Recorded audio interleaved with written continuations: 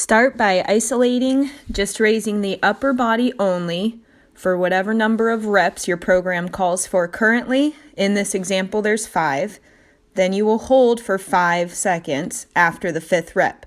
Then move on to just the lower body, raising for 5 reps, hold for 5 seconds, or whatever number you're on this week.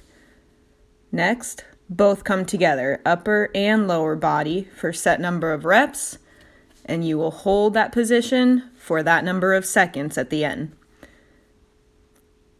You will immediately turn over onto the side, and you will be raising just the upper body for set number of reps, holding for that number of seconds after the last rep.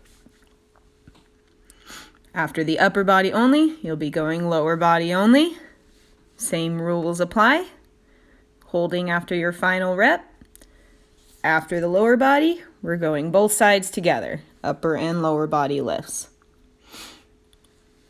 Holding the shape at the end of the last rep. Immediately flopping over to the other side.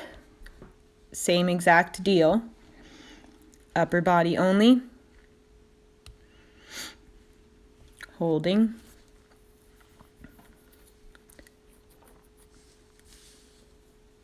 Lower body only. Holding.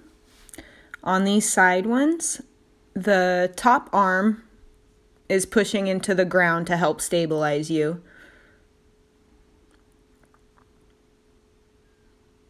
After the last hold on the side, you'll go over onto your stomach. Same deal, raising just the upper body for the set number of reps. After the last repetition, you will hold for that number of seconds. Then just the lower body, holding on after the last rep.